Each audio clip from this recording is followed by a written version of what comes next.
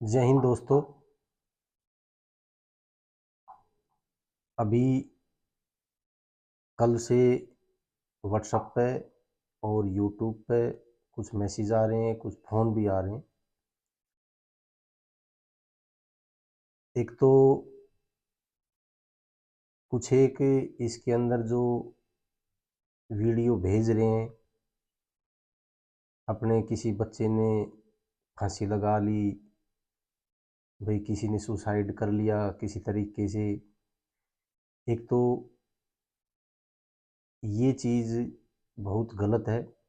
हम मानते हैं कि आपके साथ में बहुत गलत हुआ है, लेकिन इसका मतलब ये नहीं है कि आप अपने पीछे माँ बाप को छोड़ जाओ और आप गलत कदम उठाओ।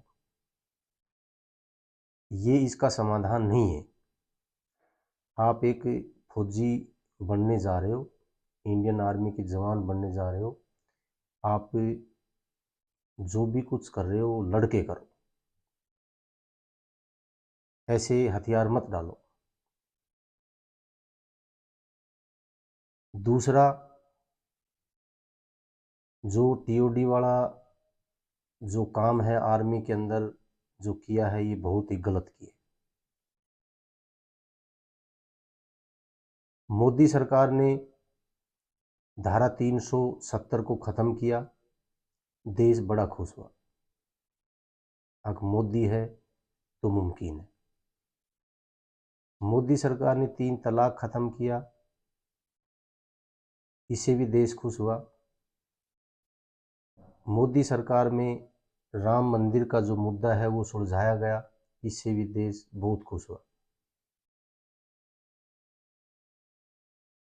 पेट्रोल के दाम कितने भी बढ़ गए, डीजल के दाम कितने भी बढ़ गए, कहीं धरना प्रदर्शन या कहीं भी आंदोलन नहीं हुआ, क्योंकि हमारा देश की जनता समझती थी कि ये सरकार के हाथ में नहीं है। जो कच्चा तेल है वो उसके ऊपर निर्भर होता है, तो लोगों ने कोई आक्रोश नहीं जताया। लेकिन यहाँ पर अभी ताज़ा 9 रुपये, ₹9.5 पेट्रोल और ₹7 डीजल जो सस्ता किया था, वो हमारे देश के युवाओं ने या हमारे देश की जनता ने नहीं मांगा था। आप वो नहीं करते, कोई बात नहीं थी। जहाँ गाड़ी 100 किलोमीटर चलनी थी वहाँ लोग बाग 25 चला लेते, कम चला लेते, कभी चला लेते कभी नहीं चलाते, कोई बात नहीं थी उसमें।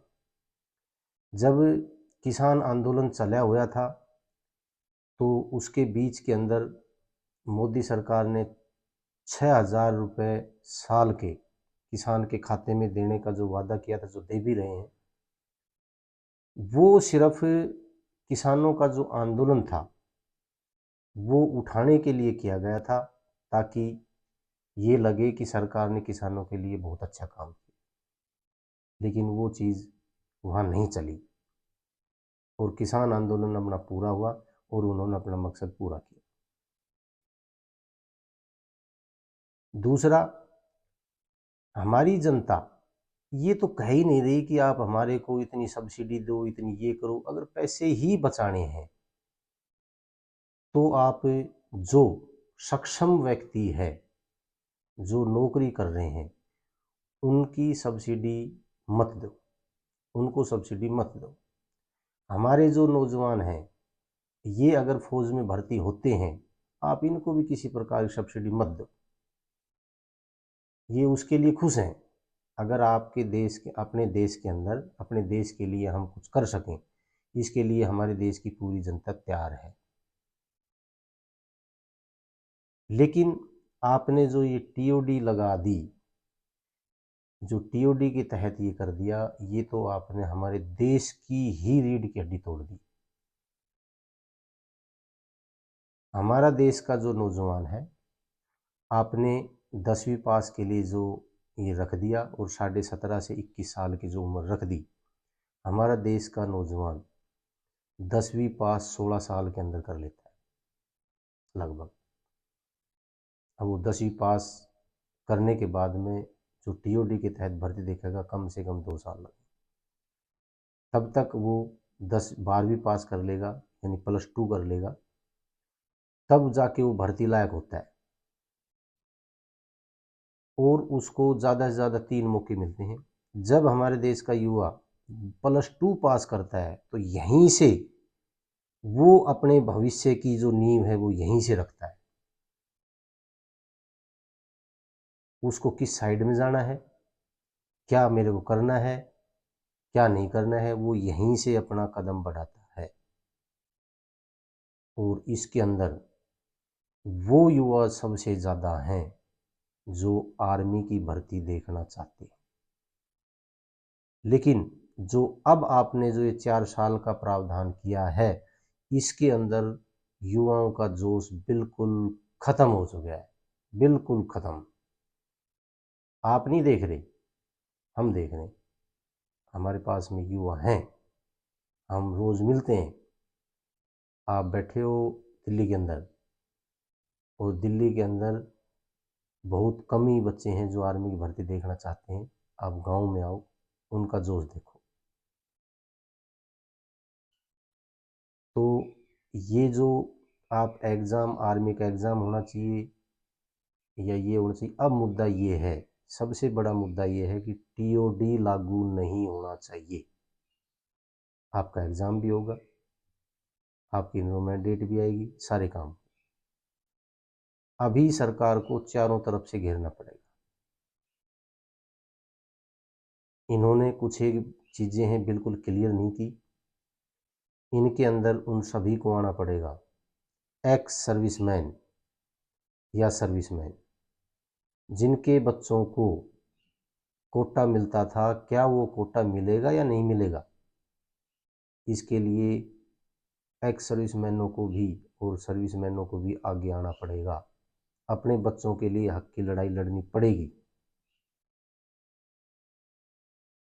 दूसरा, जो एनसीसी धारक हैं, जो अब इस एग्ज़ाम के अंदर बैठने थे, यानी कि जिनका एग्ज़ाम, यानी कि एग्ज़ाम उनका माफ था, वो एक तरह से भर्ती माने गए हैं।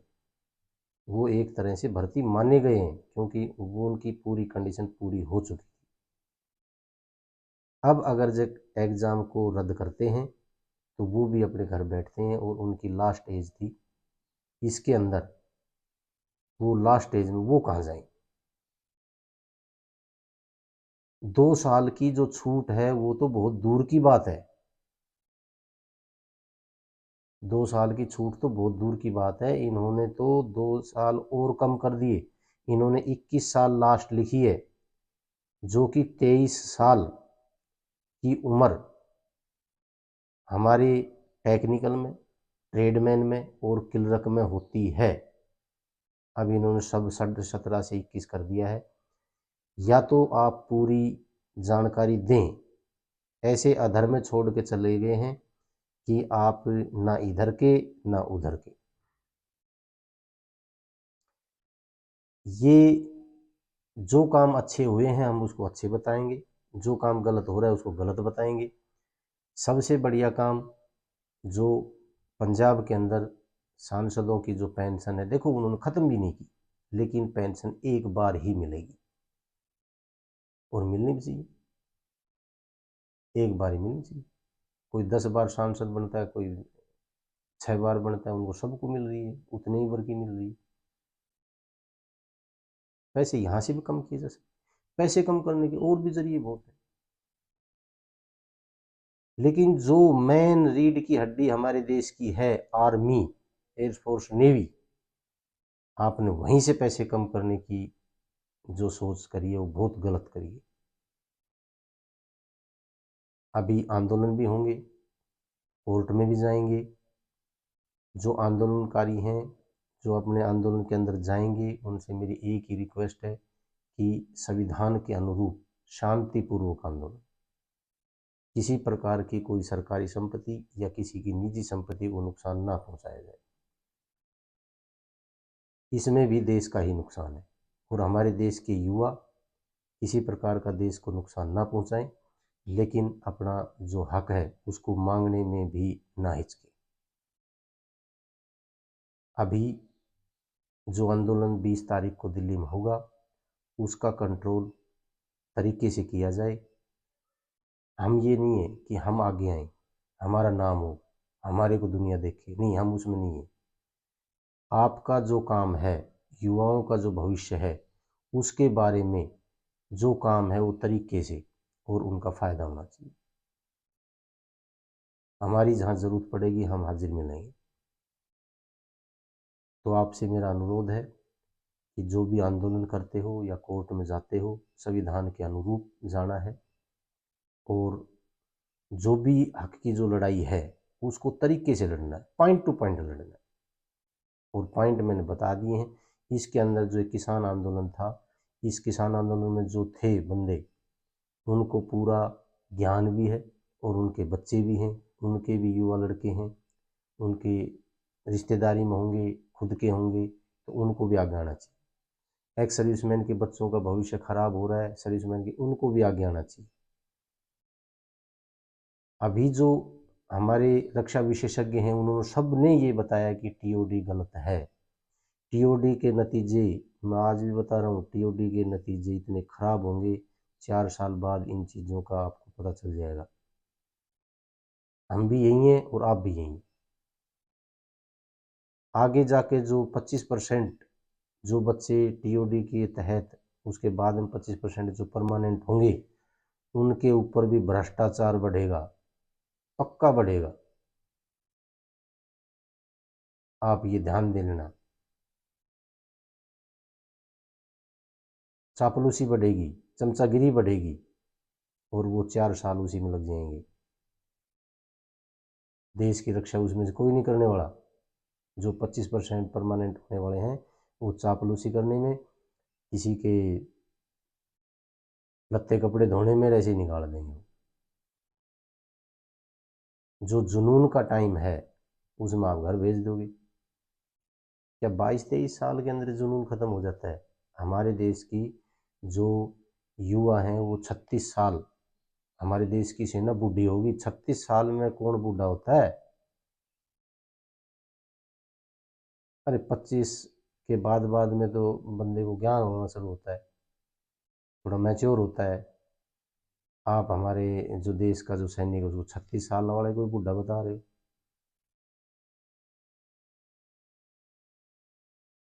एक्सपीरियंस भी तो कोई चीज़ होती होगी, लड़ाई लड़ने का भी कोई तरीका होता होगा। हमारे देश में इंसर्जेंसी एरिया भी है, सारे काम है। जब 16.5 साल, जब हमारे देश में जो 16.5 साल की उम्र पहले तय थी आर्मी के अंदर, तब उसके नतीजे आपने देखे भी होंगे। तब ये अंदाज़ा लगाया गया था कि 16.5 साल बहुत कम उम्र है बच्चे की, और उसके अंदर जो कैजुअल्टी होती थी वो नए बच्चों की ज़्यादा होती थी, इसलिए उसके 16.5 से 17.5 किया गया था। आज उस चीज़ को भूल गए। बच्चों के भविष्य को देखते हुए और ज़्यादा नुकसान ना हो और हमारा देश किसी उसमें ना उलझे, इसको देखते हुए मोदी सरकार को इस टीओडी को वापस लेना चाहिए। हमारे जो नेता हैं, जो विपक्ष में बैठे हैं, उनको पुरजोर आवाज़ उठानी चाहिए इनके बारे में। मेरा आपसे यही कहना था। आंदोलन करते हैं या कोर्ट में जाते हैं, संविधान के तरीके से जाना है, संविधान के तरीके से ही आंदोलन को करना है। किसी प्रकार की आगजनी या किसी प्रकार का कोई ऐसा काम ना करें जिससे सरकारी संपत्ति और इसकी नुकसान हो। जय हिंद, जय भारत।